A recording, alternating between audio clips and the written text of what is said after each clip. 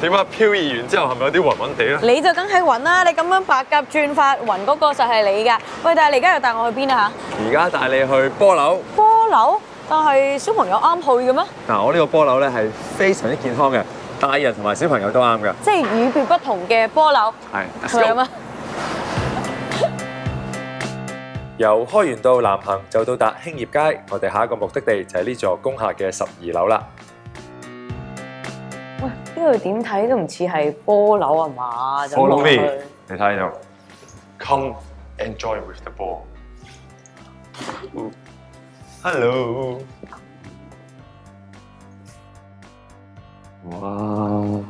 哇！呢張波台點解咁大張嘅？咁我想問下嗰個桌球棍究竟喺邊度咧嚇？呢度咯。咩啊？咁我哋呢個地方咧就係一個嶄新嘅活動場所啦。咁我哋主打嘅就係 pool soccer 桌上足球同埋沙壺啦。咁呢個地方咧最主要帶出嚟嘅 message 就係俾人與人嘅溝通同埋互動啦。因為觀塘區咧就第一交通方便啦，咁同埋呢區咧都好多新興唔同嘅行業㗎。呢個咧就係桌上足球 pool soccer 啦。係。咁呢個遊戲咧就混合咗美式桌球同埋足球於一身嘅新興活動嚟嘅。咁波咧就會分兩種唔同嘅款式，我哋唔同啦嘅間條啦，同埋希連實色係嘛？係啦。咁個玩法都同美式桌球一樣嘅。係。咁譬如阿希連嗰隊係打實色嘅，班人打間條，打晒屬於自己嗰個款式嘅波，最後打黑波，咁就為之贏啦。咁其實我哋桌上足球可以傳波嘅，但係點傳波咧？就係利用我手上嘅白色呢個 Q 波，就可以傳一腳俾你嘅隊友。所以呢個遊戲咧係2打2或者團隊玩係會比較就好玩過1打1嘅。但係嗰個即係頭先你話傳波呢樣嘢係咪即係只可以傳一次咁樣嘅咧？冇錯冇錯。其實咧傳波咧最主要咧要符合3個要求啦。就係我一腳傳俾隊友嘅時候，隊友係唔可以控定就要出腳啦。第二，隊友咧就係喺個白波停定之前就要射啦。同埋最後一個規矩就係當我傳個白波嘅時候，揩到其他顏色波就唔可以啦。隊友就唔可以再加一腳。所以都要好考智力嘅，即係去諗去計劃。其實最主要就係大家人與人嘅溝通同埋互動咯。好，所以就即係因為咁就要多啲人玩就好啲啦，係咪？係啦。我仲有一個問題好想問，呢個咧就融合咗美式桌球同埋足球啦。咁如果話一個職業嘅美式桌球手同埋一個職業足球員，你覺得邊個勁啲？其實當年咧，我哋有桌球界嘅吳安儀對足球界嘅陳偉豪，係喺度踢咗2場波嘅。究竟呢場大戰係打和啊！咦，今日走咗出去咁點咧？呢個犯規啦！哇！乖啊，Tana真係好緊要㗎！哇！耶！啲運氣真係犀利，好開心啊！跟住嗱，我而家揀嗰個入啊嚇！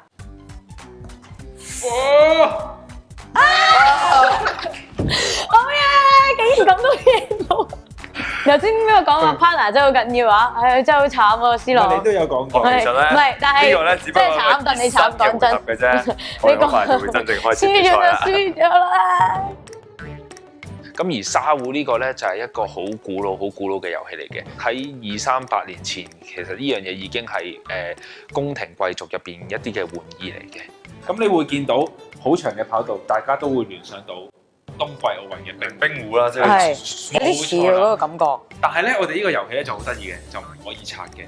咁亦都係啦，分開2隊啦。你會見到係藍組同紅組以梅花間竹形式向對面嗰個分圈度推過去啦。咁到最後邊一隻啊？最近嘅中心點係咪咁計啊？咁我哋而家見到呢度咧，台面做即係有啲。真係有啲沙喺度喎，所以佢嗰個原理就係咁樣，即係有啲沙滑行去啦，係咪？嗰個又唔同我哋沙灘嗰啲沙喎。係啊，呢啲係啲特製嘅沙壺嘅專用沙嚟嘅。呢個就爭好多啦，少少啦。哇！佢想撞走我，佢想撞走我，佢想撞走我。哇！喂啊！就係咁咯。咁我係咁紅色係咪？我仲有一粒㗎。哇！好犀利啊！咁啊，班人贏咗啦，最尾。所以隊友係好緊做咩啫？你都冇而家係單對單㗎，冇隊要。友。有軍師啊 Hailey 呢個地方真係幾好喎！嗱，我哋玩完 pool soccer 啦，同埋沙壺之後，又可以坐低喺度同人傾下偈，幾舒服啊！喂，唔單止咁喎，仲有啲電玩啦，有啲 board game 咁啦，所以一家大細嚟玩咧都係冇問題嘅。唔知我覺得係幾家大細一齊玩都冇問題嘅。喂，咁快啲約人啦，幾家大細咁樣一齊嚟玩成個晏晝應該都 OK。咁我即刻打電話啦。去啦去啦去啦！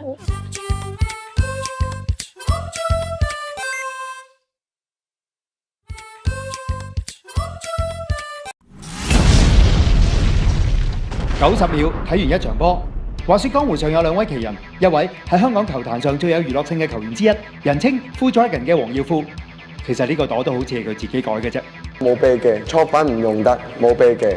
另一位係香港娛樂圈入邊可能最好波嘅人物。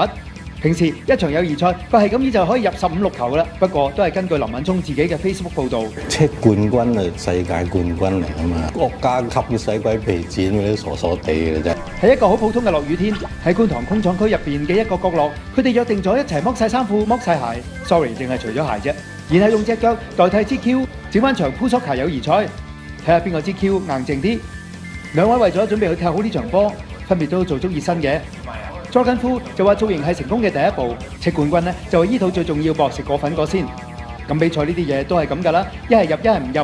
咁你會入時，佢亦會入；你唔入呢，佢亦都會陪你唔入。你明明唔入呢，又可能會符碌變咗入；你明明入呢，又可能會不幸地變咗唔入。就係咁，入唔入，入唔入。兩位把口叻過條腿嘅交手，已經將啲波搞掂到七七八八啦，就打到去最後一個波啦噃。Jordan Fu 機會在佢手，袋口波，眼看必入，贏埋㗎啦。又有邊個估得到結果會係打死收場呢？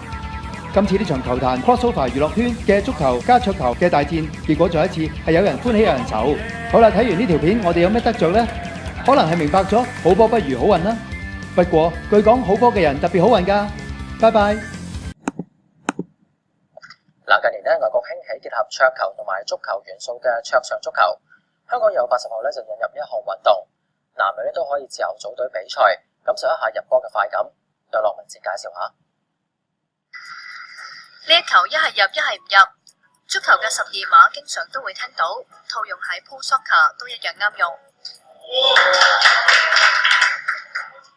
pool soccer 中文係桌上足球，規則同美式桌球嘅玩法一樣，參加者以白色嘅足球開波，然後將個顏色波踢入個窿度，最先將8號黑色波踢入個窿度就算贏。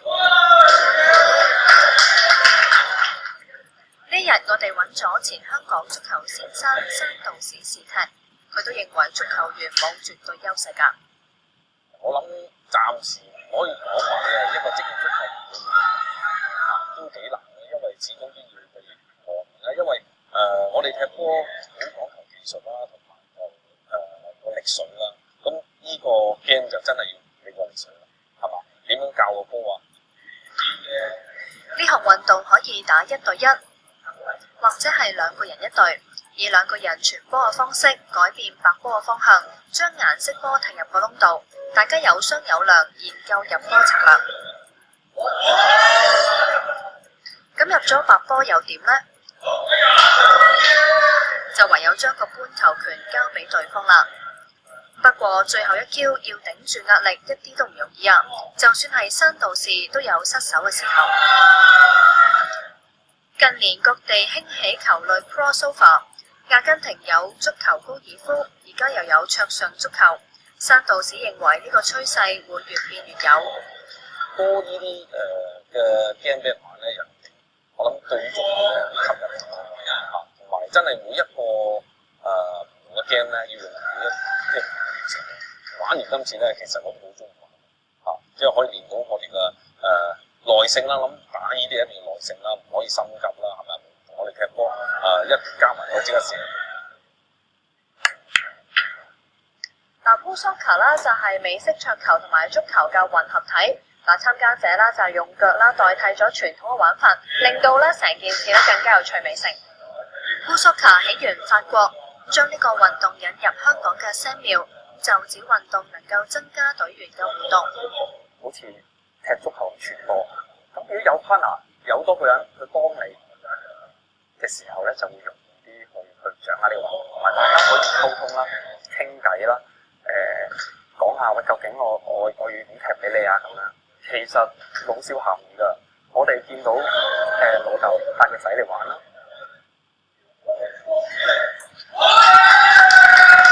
Samuel 又希望能夠將呢項活動推廣俾更多人認識，希望日後有機會舉行國際賽。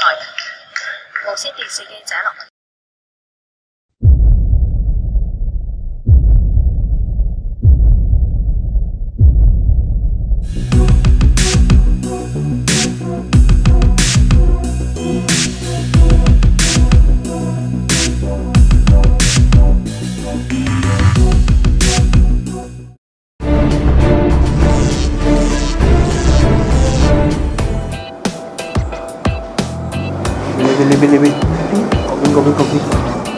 兩位專業嘅球手唔係咁樣篤波嘅，喺呢度起身先，起身先。呢度係 Pool Soccer， 咁樣踢㗎。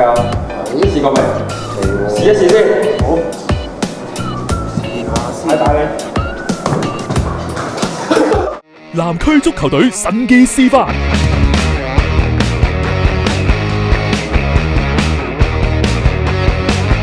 勁力旋風。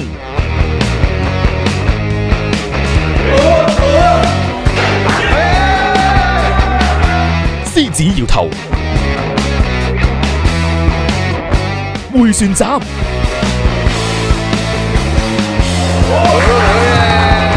直角折射，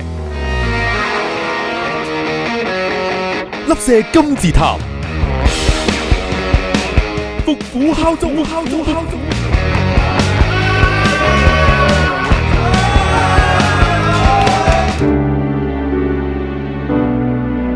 ，Pool Soccer 咧，中文即係桌上足球啦。咁佢係結合咗桌球同埋足球嘅元素於一身嘅一個新嘅運動。而呢個運動已經係喺歐洲咧掀起咗一股熱潮㗎啦。咁係我哋將佢由法國嗰邊引入過嚟嘅。咁好開心，好似有得嘗試玩呢個桌上足球啦，俾我感覺就係覺得好特別啦。從喺足球場上踢波係完全唔同。今次係6個目標要射入去啦，所以要嘅技巧可能比較多。我都覺得呢個運動係好開心玩得，同埋我會推介俾佢。我擔心係因為我唔識流力啊，我驚我哋個距離拉得太遠。我聽佢講好似係第一次嚟踢呢個，所以我覺得我係比較有經驗嘅。你小心啲啊，今日。足球界猛將遇上女子桌球世界冠軍，玩呢樣由法國引入香港嘅新興玩意，結合足球同桌球兩種元素，究竟鹿死誰手呢？幸會。雙方以1對1嘅形式對戰，有15個間跳波同埋實色波。當用白波擊入某種波，全部入晒袋，最後打入俗稱黑柴嘅8號波就算贏。規例都唔算難掌握。裁判。我又係球員，佢應該係比我想象中係好好多。我預期啊個賽事係會比較懸殊嘅，仲樂觀嘅都，但啱啱唔係啊，好激烈啊！不過意外總係意料之外。輸咗啦！因為安怡將黑柴同白波都踢咗入窿，犯咗規，所以呢鋪係陳偉豪贏波。佢犯咗佢職業球員唔應該犯嘅錯咯。我發覺佢咧應該係打遠台係好啲，係準好多嘅。但係近嗰啲打啲都打唔到。偉豪今鋪就睇中安怡深近視嘅弱點，仲研發到用後腳踢嘅戰術奪回優勢。可惜偉豪犯咗同安怡上一鋪嘅錯誤，黑柴白波齊入，所以安怡就贏咗啦。即係平時係用挑或者即係有啲輔助工具，但係今次係用腳，我真係唔係好擅長。其實呢個運動唔係專業球員嘅專利，大人細路都可以齊玩。除咗1對1嘅玩法，仲可以2對2。大家可以傾我企喺邊個位咧，傳去邊度好咧，咁樣大家增強嘅互動性。規則勝負未必係呢項運動最着重㗎，大家玩得開心先最緊要。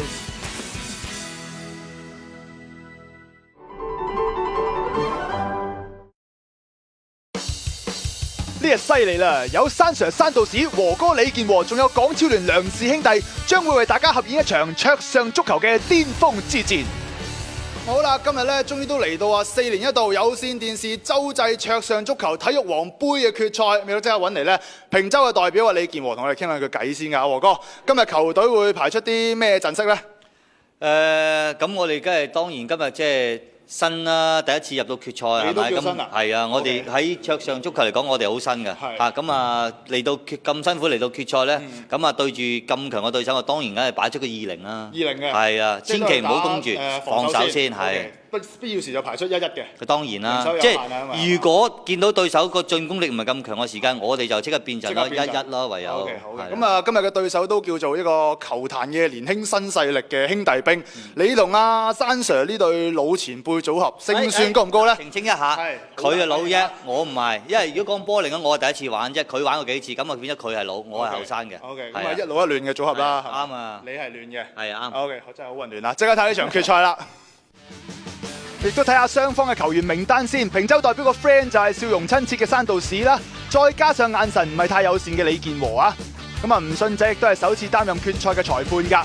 另一邊廂嘅兄弟兵就有今屆香港最佳年青球員嘅梁冠聰同埋細佬嘅梁樂恒啊。咁啊，一開波先嚟一球彈跳啊，果然係非常之尊重長輩㗎。嗱，講翻今日嘅對制賽啦，係俾2個球員咧可以一個傳一個篤㗎，咁啊好講求呢個合作性嘅。咁啊鬥快入晒自己嗰邊顏色嘅波就叫贏啊！嗱，講默契咧，當然就要睇下山 Sir 同埋和哥啦。嗱，一球咁簡單嘅波咧，都話傾咗一大輪先至捨得踢㗎，真係非常之認真㗎。亦都睇翻梁氏兄弟呢邊啦，嗱，好大個chance啊，結果啊 miss 啊！你話咗唔使驚，磨姜係嘛？磨姜，我真係細估唔到啊！平洲代表隊嚟到決賽啊，竟然係可以咁談笑用兵㗎。去到賽事嘅尾段啊，平洲隊啊更加越踢越順啊！咁啊，直情當自己贏咗咁滯添啊！好啦，嚟到最後啊，入埋呢一粒嘅黑波，兩位亦都係合作無間啊！咁啊，最終啊，今屆4年一度洲際桌上足球體育王杯嘅冠軍係平洲代表隊啊！一班球迷咧亦都忍唔住啦，衝晒入球場慶祝，順便睇下搶唔搶到波衫啊嘛！好啦，都即刻揾嚟咧，輸波嗰隊嘅2位球員啊，做個訪問先啦。你見到佢哋係好唔開心嘅。阿冠聰唔好唔開心啦，講講今日球隊嘅表現啦。始終隊中嘅成員年紀輕啦，所以穩定性唔夠高。啊，你幾多歲啊？23歲。佢口窒嘅喎，唔知真唔真啫。你又覺得自己表現點咧？我覺得今日球隊變得好好啊！全場壓住對方嚟踢，不過俾人哋一個突擊搞掂咗。咁啊，輸就輸咩咧？其實最終。臨場嘅發揮唔夠好啦，技術亦都俾人哋低一籌啊！好謙虛啊！咁啊唔緊要啦，多加練習啦。我哋4年之後再見啦，好唔好？好，再努力啊！ OK， 好啦，恭喜晒阿和哥同阿山 Sir 啦，贏得我哋體育王杯嘅冠軍啊！講講心情啊！心情就都 OK 啦，因為係啊，咁啊，其實一開始嘅時間練習時間就俾兩個後生仔贏1-2鋪先啦。都練咗好耐，練咗5分鐘到啊，都係嘛？一盤差唔多啦。